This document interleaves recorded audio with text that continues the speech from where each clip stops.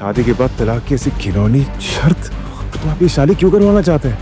मैं अपनी नस काट लूंगी अगर किसी ने भी मुझे उस शिवाय से शादी करने के लिए कहा तो। Nandini please please please stop it.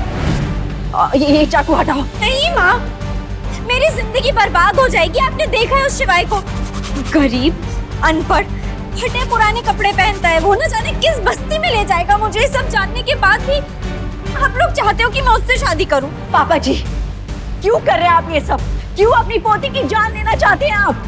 अगर आज के आज आपने ये रिश्ते को नहीं तोड़ा तो मैं आप पे केस कर दूंगी। चलो ठीक है, तो फिर एक केस मैं भी कर दूं तुम पे। नंदिनी की पापा की मौत से पहले क्या सच सामने आया था याद है ना? अगर चाहती हो कि वो सच दोबारा सामने ना आए तो इस रिश्ते के लिए खुद भी मान जाओ, अपनी बेटी को भी शादी के लिए मनवा लो। बुढ़ा पागल हो गया है। 101 लड़कों के रिश्ते ठुकरा चुका है। लगता है ये बुढ़ा ना अपनी पोती की शादी होने ही नहीं देगा। अरे 100 क्या 500 लड़कों के रिश्ते ठुकरा सकता है ये। और ये बुढ़ा कोई आम बुढ़ा नहीं है, देश का सबसे रईस बुढ़ा है ये। बजाज इंडस्ट्रीज का मालिक है मुकेश बजाज। और ये जब किसी भी शख्स से अपनी पोती की शादी करवाएगा ना तो पूरी दुनिया देखते रह जाएगी।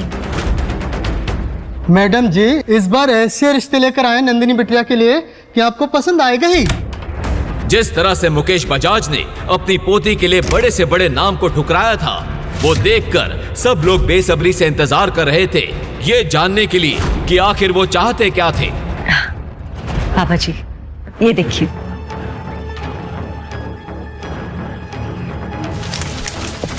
ये ऐसे लड़के ढूंढ के लाए हो मेरी पोती के लिए।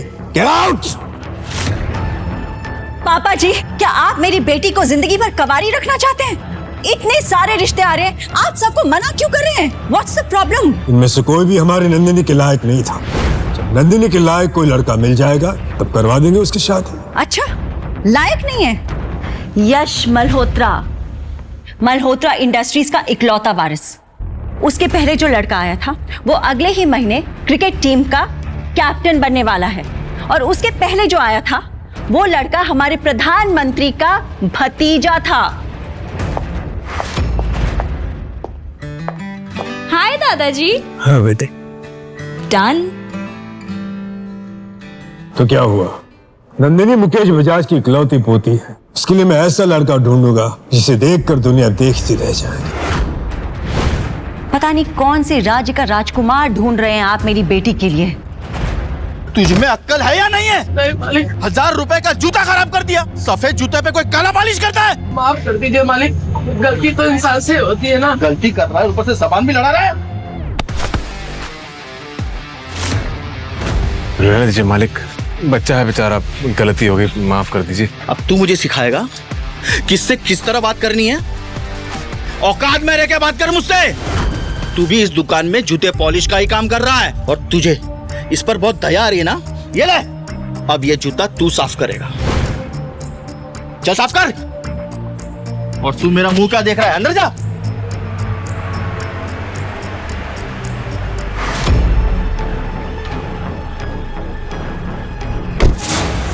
मुकेश जी, आप यहाँ क्या सेवा कर सकता हूँ? मिस्टर शिवाय, मैं मुकेश बजाज, शहर की सबसे बड़ी कंस्ट्रक्शन कंपनी बजाज कंस्ट्रक्शन का मालिक। आप प्लीज मेरी पोती नंदिनी से शादी कर लीजिए। जी, मगर आप ऐसा क्यों करना चाहते हैं? और आपकी पोती मुझ जैसे बूट पॉलिश वाले से शादी क्यों करेगी?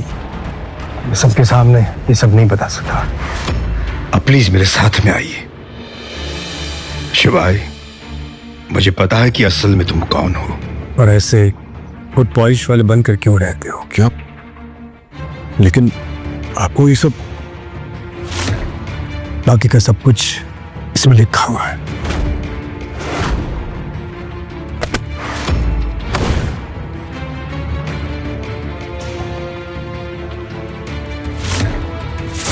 लेकिन शादी के बाद तलाक की ऐसी घिनौनी शर्त, तो आप ये शादी क्यों करवाना चाहते हैं? और आपको मेरे बारे में सब कैसे पता? शादी के बाद तुम्हें सब पता चल जाएगा। शिवाय को अपना राज छुपाने के लिए इस शादी के लिए हाँ बोलना ही पड़ा।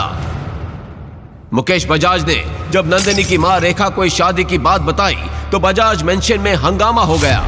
करोड़ों के मालिक हैं हम, और आप अपनी पोती का रिश्ता एक बूट पॉलिश वाले से करके आ गए। मैं जो कुछ कर रहा हूँ सोच समझ के कर रहा हूँ। नंदिनी की शादी उस बूट पॉलिश करने वाले शिवाय के साथ ही होकर रहेगी। ये शादी बहुत ही जरूरी है।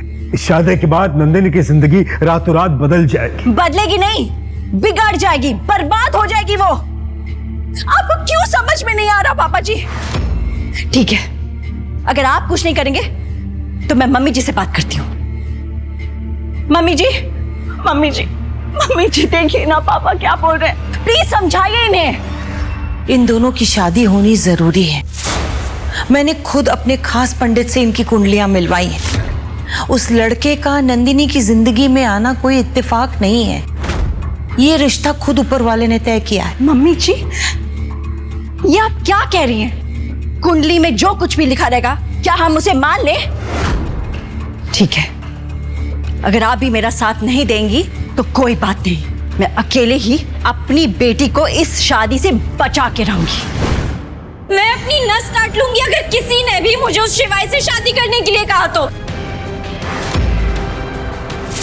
Nandini, please please please stop it, ऐसा मत कर। Stop it, stop it, please कुछ मत करना। ये चाकू हटाओ। नहीं माँ, मेरी जिंदगी बर्बाद हो जाएगी। आपने देखा है उस शिवाय को, गरीब, अनपढ़, फटे पुराने कपड़े पहनता है वो। ना जाने किस बस्ती में ले जाएगा मुझे। सब जानने के बाद भी आप लोग चाहते हो कि मैं उससे शादी करूं? नहीं नहीं नंदिनी, तुम्हें कहीं नहीं जाना पड़ेगा। शादी के बाद शिवाय यहीं पर रहेगा हमारे साथ में। तुम्हें अपने ऐशो आराम छोड़ने की कोई जरूरत नहीं है। नहीं, मैं फिर भी उससे शादी नहीं करूंगी। और अगर दादाजी ने मेरे साथ जबरदस्ती की तो मैं अपनी जान ले लूंगी। स्टॉप इट, स्टॉप इट, एक मिनट, मैं समझाती हूँ। पापा जी, क्यों कर रहे हैं आप ये सब? क्यों अपनी पोती की जान लेना चाहते हैं आप? अगर आज के आज आपने ये रिश्ते को नहीं तोड़ा तो मैं आप पे केस कर दूंगी। चलो ठीक है, तो फिर एक केस मैं भी कर दूं तुम पे। नंदिनी की पापा की मौत से पहले क्या सच सामने आया था याद है ना? अगर चाहती हो कि वो सच दोबारा सामने ना आए तो इस रिश्ते के लिए खुद भी मान जाओ और अपनी बेटी को भी शादी के लिए मनवा लो। मुकेश बजाज की इस एक चेतावनी ने रेखा का मुंह ऐसा बंद किया कि वो नंदिनी को अपने साथ लिए वहां से चली गई। ये सब क्या चल रहा है? वक्त आने पर रेखा को सब कुछ बता दूंगा, पहले शादी तो हो जाए। अब इस शादी को कोई नहीं रोक सकता था। शादी का सच बिना जाने रेखा और नंदिनी को हाँ करनी ही पड़ी। शादी का दिन नजदीक आ रहा था, पर अब तक नंदिनी शिवाय से एक भी बार नहीं मिली थी। ये बात शिवाय को अंदर से खाए जा रही थी। कल हमारी शादी है, लेकिन हमारे बीच अब तक ठीक से बात तक नहीं हुई है। ना वो मेरे फोन का जवाब देती है, ना मेरे मैसेजेस का रिप्लाई करती है। ऐसे लगता है जैसे नंदिनी मुझे अपनाना ही नहीं चाहती है। एक बार शादी हो जाने दो, नंदिनी तुम्हें अपना लेगी। आप कहना क्या चाहते हैं? आपने तो कहा था कि नंदिनी ये शादी अपनी मर्जी से कर रही है, लेकिन आपकी बातें सुनने के बाद लग रहा है कि आप उसके साथ जबरदस्ती कर रहे हैं। जबरदस्ती कर रहा हूं तो क्या? ये मेरे और मेरी पोती के बीच का मामला है, तुम बीच में मत पड़ो। मुकेश जी, आप शायद भूल रहे हैं कि मुझे अपनाना आपके परिवार की मजबूरी होगी, लेकिन मैं मजबूर नहीं हूं। अच्छा, इतना एटीट्यूड? ठीक है, तोड़ दो शादी, लेकिन फिर मैं भी लोगों को बता दूंगा कि तुम बुट पॉलिश करने वाले नहीं हो, पर असल में तुम कोई और ही हो। मुकेश बजाज ने ऐसा जाल बुना था कि कोई भी उससे बच नहीं पाया था। और अगले दिन ना चाहते हुए भी बजाज परिवार की इकलौती बेटी की शादी बूट पॉलिश करने वाले शिवाय से हो ही गई।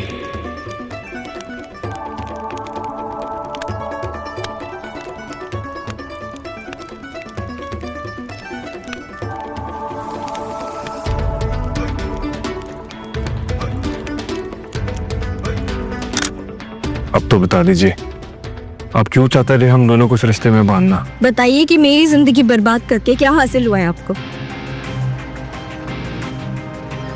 बेटा, इस शादी मैंने इसलिए करवाई क्योंकि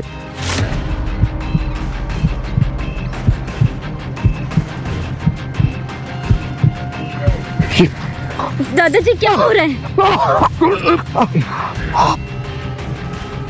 दादाजी क्या हो रहा है? शिवाय, शिवाय कुछ करो नहीं कि क्या हो रहा है? उठिए दादाजी, प्लीज उठिए।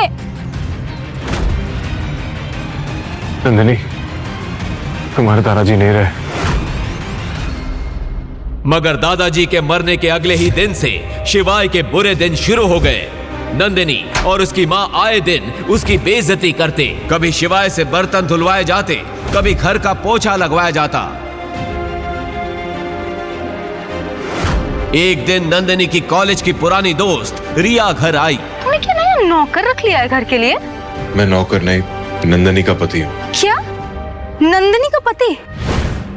तूने क्या छुप के घर के नौकर से ही शादी कर ली नंदिनी?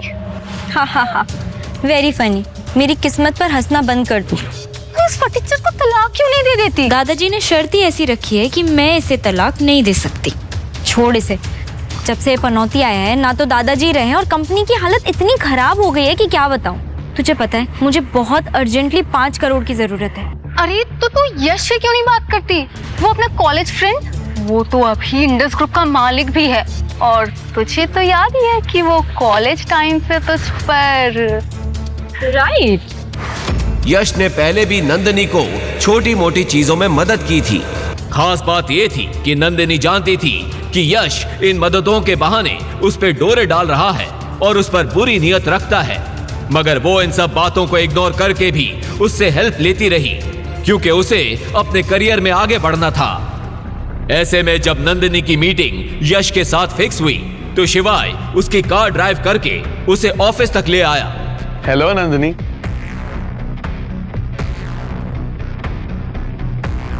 इतनी देर कैसे लग गई तुम्हें? सब ठीक तो है? All okay? यहाँ all okay. I am so sorry, मैं ट्रैफिक में फंस गई थी। कोई बात नहीं, इट्स ओके। कम। वैसे ये कौन है? तुम्हारा ड्राइवर? मैं नंदिनी का पति शिवाय। हो, पति, husband. Hi, I am sorry शिवाय, एक्चुअली मुझे पता नहीं था। वैसे तुम करते क्या हो? क्या बिजनेस है तुम्हारा? वो दरअसल मेरे पास काम नहीं है। मैं दरअसल ज़रा पढ़ा लिखा नहीं हूँ तो। ये गरीब फटीचर को नंदिनी जैसी लड़की मिल गई, वाह। खैर मेरे लिए तो अच्छा ही है। अब इसे जाल में फंसाने के लिए बस थोड़े से पैसे फेंकने की जरूरत है। अरे कोई बात नहीं, मैं नंदिनी के लिए इतना तो कर ही सकता हूँ। ऐसे हमारी कंपनी में एक जगह खाली है, बताओ करोगे काम? डोंट वरी, तुम नंदिनी के हस्बैंड हो, मैं तुम्हें अच्छा काम ही दूंगा।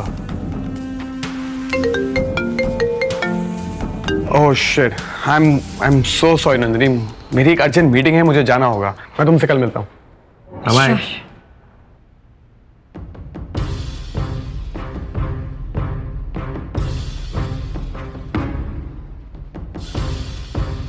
क्या जरूरत थी बताने की कि तुम मेरे पति हो? और तुमने ये भी बता दिया कि तुम्हारे पास कोई जॉब नहीं है।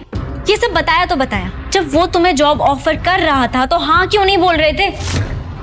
कब तक तुम्हें ऐसे बैठाकर खिलाऊंगी मैं? नंदिनी, मुझे इस यश की नजर कुछ ठीक नहीं लग रही है। वो तुम्हारी कंपनी को बचाने के लिए पैसे नहीं दे रहा है, वो तुम्हें इसलिए पैसे दे रहा है क्योंकि उसकी बुरी नजर है तुम पर। Shut up. तुम्हें पता भी है एक कंपनी को चलाने के लिए क्या कुछ करना पड़ता है। ऐसे निठल्लों जैसे बहाने मत बनाओ तुम। पता नहीं क्या सोचकर दादाजी ने तुम्हें मेरे सर पर सवार कर दिया है और खुद स्वर्ग से धार गए। नंदिनी देखो, ऐसी बात नहीं है। देखो, मुझे 5 करोड़ चाहिए और अगर नहीं मिले तो मुझे तुम्हारी तरह बर्तन धोने पड़ेंगे, जो मैं नहीं करने वाली। तो बेहतर यही होगा कि तुम यश का जॉब ऑफर एक्सेप्ट कर लो। पता है अगर दादाजी की शर्त नहीं होती ना तो कब का तलाक दे चुकी होती मैं तुम्हें। ठीक है नंदिनी, मुझे तुम्हारा ऑफर मंजूर है, करूंगा मैं नौकरी। गुड। ये सुनकर नंदिनी खुश हो गई और उसने तुरंत यश को कॉल करके शिवाय का फैसला बता दिया। ठीक है, कल उससे ऑफिस ले आना इंटरव्यू के लिए। Okay, bye bye. What sir, Nandini को इस गरीब टाइप के हस्बैंड को आप अपनी कंपनी में जॉब देंगे? क्या रेपुटेशन रह जाएगी हमारी? तुम्हें क्या लगता है कि मैं यूं ही किसी को भी सड़क से उठाकर अपनी कंपनी में रख लूंगा? हमारी कंपनी कोई धर्मशाला है क्या? वैसे हमारी कंपनी में टॉयलेट साफ करने वाले की जरूरत है ना? समझ गया सर। अगली सुबह नंदिनी शिवाय को लेकर यश के ऑफिस पहुंची। रास्ते भर नंदिनी शिवाय को इंटरव्यू में कैसे बात करनी है ये समझाती रही। Okay okay sir. Hi. Hi Nandini, how are you? I am good. आओ ना, बैठो ना, come. Hey wait, Menaka listen. Yes sir. Shivaay को बाहर लेके जाओ और फॉर्म फिल करवाओ। आइए। एंड लिसन, बाहर जाके सबको बोल देना कि मुझे डिस्टर्ब ना करे। मुझे नंदिनी से कुछ पर्सनल बात करनी है। Got it? शिवाय को ये सब देखकर चिढ़ हुई, लेकिन नंदिनी के चलते वो चुप रहा।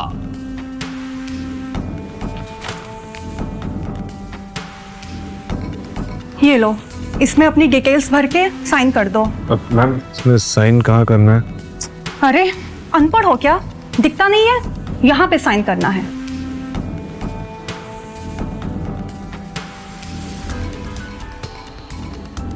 शिवाय फॉर्म में अपनी डिटेल्स भर रहा था कि तभी भागते हुए मैनेजर यश की कैबिन में पहुंचा।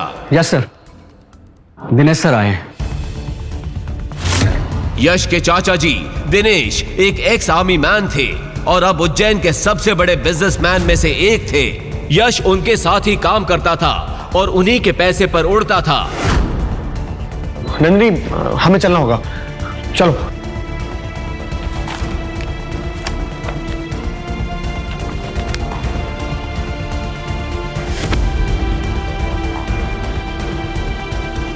बदतमीज, अंधा है क्या? Sir I am so sorry, मैं बस यहाँ एड्रेस पूछने आया था, मैं निकल रहा हूँ, सॉरी सर। दिनेश शिवाय को पहचान ना ले इसलिए वो जल्दी वहां से निकल गया। तभी दिनेश जी की नजर वहां रखे पेन पर पड़ी।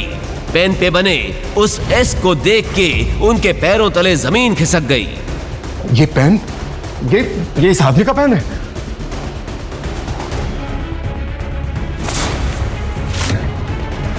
मिस्टर शिवाय 3 साल से कहाँ थी? हमारी कंपनी खरीदने आए थे क्या? क्या कंपनी खरीदने? उस आदमी को देख के आपको ऐसा लगता है कि वो एक समोसा भी खरीद सकता है? द रियलिटी इज कि वो मेरी फ्रेंड नंदिनी का हस्बैंड है। कोई काम वाम नहीं है उसके पास, तो मैंने सोचा उसे कुछ काम दे दूं। तो आपने उसको डांट दिया तो वो चला गया यहाँ से। तुम्हारा दिमाग खराब हो गया यश।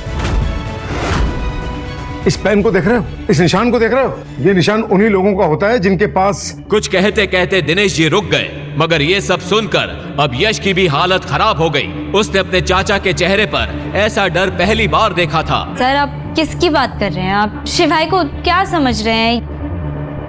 मैडम, क्या आप सचमुच नहीं जानते कि आपके हस्बैंड कौन है? मैं समझ नहीं पा रहा हूँ कि मैं आपको ये बात बताऊं भी या नहीं। इसका मतलब शिवाय सर उज्जैन में है।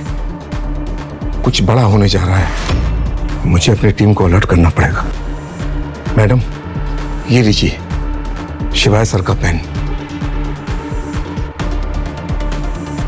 दिनेश जी की बातें सुनकर नंदिनी की हालत खराब हो गई।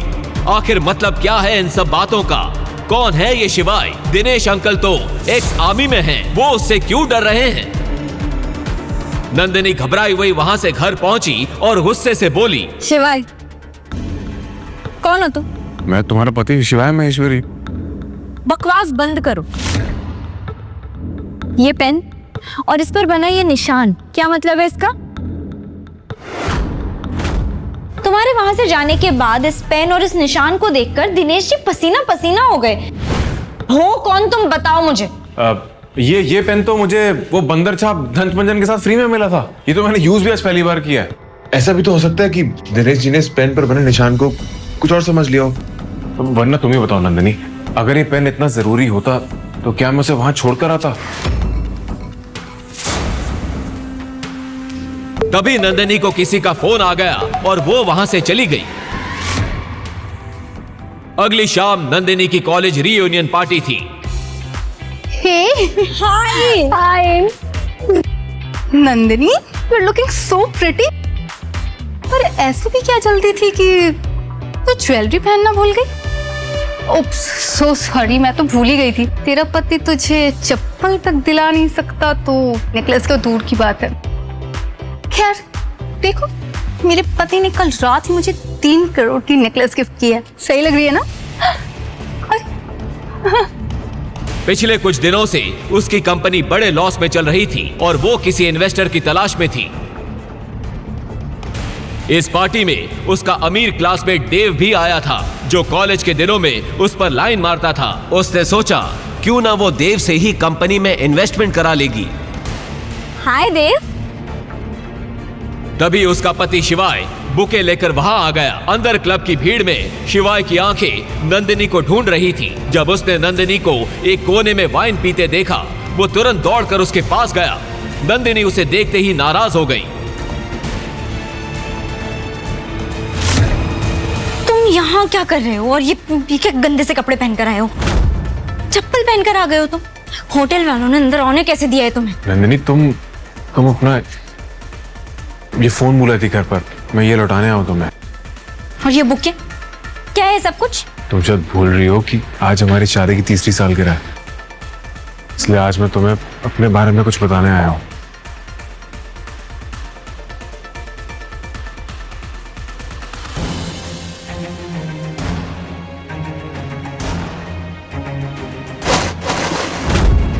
वहां खड़ा हर शख्स अब शिवाय, देव और नंदिनी को देख रहा था। Let's dance. नंदिनी बस एक बार मेरी बात सुन लो, मैं तुम्हें सारा सच बता दूंगा। ये फूल देख रहे हो? तुम्हारी औकात इन फूलों की तरह है मेरी जिंदगी में। निकल जाओ यहाँ से, दफा हो जाओ। नंदिनी चलो मेरे साथ। अरे क्या बवाल कर रखा है यार। नंदिनी बेबी रिलैक्स, तुम्हारा पति नकार है, मैं नहीं। बोलो कितना पैसा चाहिए? 1 करोड़, 2 करोड़ या 10 करोड़? देव तुम मेरी मदद करोगे? ऑफ कोर्स करूंगा, आफ्टर ऑल तुम मेरी दोस्त जो हो। लेकिन मेरी एक शर्त है, 2 करोड़ के लिए तुम्हें पूरी शाम मेरी गोद में बैठना होगा। 10 करोड़ के लिए तुम्हें अपनी एक रात मेरे नाम करनी होगी। बोलो मंजूर है?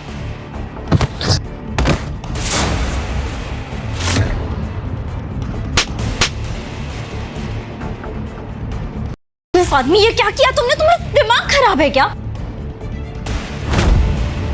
ये बेचारा मेरी मदद कर रहा था। अभी क्या, अभी माफी मांगो, माफी मांगो। माफी?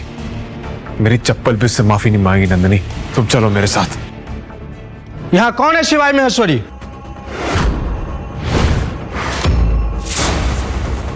मैं हूं शिवाय महेश्वरी, और अगर मरना नहीं चाहते तो निकल जाओ यहां से अपने चंडू मंडू को लेकर।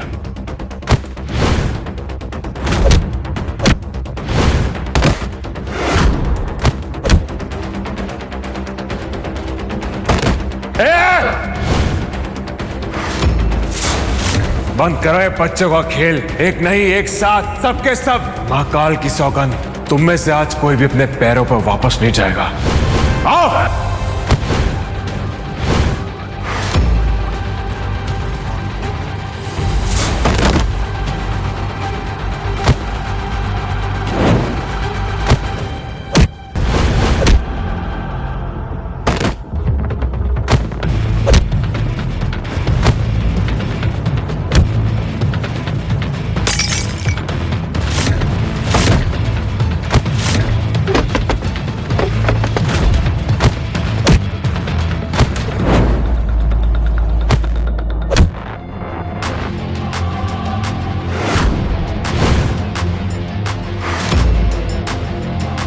हेडशॉट। ये कैसी पलटन भेजी तूने? सबके सब माचिस के तीली की तरह ढेर हो गए। ये तो मेरे सबसे खतरनाक आदमी थे। मैं खुद वहां था। क्या? हेडशॉट? बाप रे बाप, वो तो अंडरवर्ल्ड का सबसे बड़ा गुंडा है। उसकी नजर जिस पे पड़ी समझो उसके दिन गए। तू थोड़ी देर और रुक जा, आ रहा है इन सब का पाप। थोड़ी ही देर में 10 जीपों का कॉन्वॉय पार्टी के बाहर आकर रुक गया। अंदर खड़े लोगों की सांसें थमी हुई थी। हेडशॉट क्लब के अंदर आया। देव ने आंखों से शिवाय की तरफ इशारा किया। हेडशॉट ने तुरंत अपनी गन निकाली और शिवाय पर तान दी। हिलना मत, मेरा नाम हेडशॉट है और आज तक मेरा निशाना कभी नहीं चूका। तुम सब लोग अपनी पार्टी एंजॉय करो, इसको तो मैं अपने ठिकाने पे ले जाके निपटाऊंगा। और अगर इसकी एक एक हड्डी नहीं तोड़ी तो कहना। अभी कुछ देर पहले ही गुंडों से लड़ने वाला शिवाय वहीं जम गया। हेडशॉट के आदमियों ने शिवाय को पकड़ लिया और वहां से ले गए। नंदिनी और देव भी उनके पीछे निकल गए। शिवाय हेडशॉट की कार के पीछे डिक्की में बंधा पड़ा था। गाड़ी एक सुनसान जंगल के बीच पहुंची।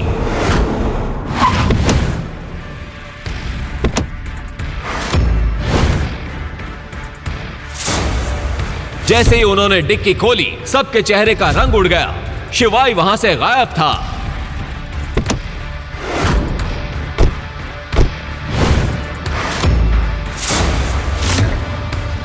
ये कैसे हो सकता है? गाड़ी तो कहीं रुकी भी नहीं है। चलती हुई गाड़ी से बंधा हुआ आदमी भाग कैसे सकता है? तभी हेडशॉट की नजर वहां पड़े एक पेन पर गई। उसे देखते ही उसके चेहरे का रंग सफेद पड़ गया। ये पेन उसका है क्या? हाँ, वो भिकमंगा इसी से पेपर साइन करता है। तुम लोग जानते भी नहीं हो कि तुम लोगों ने क्या किया है। तुम लोगों ने तो मुझे मरवा ही दिया। मेरा सारा का सारा धंधा खत्म हो जाएगा। अगर तुम भी अपनी जान बचाना चाहते हो तो जल्दी से जल्दी कहीं जाकर छुप जाओ, क्योंकि अब तुम लोग भी नहीं बचने वाले हो।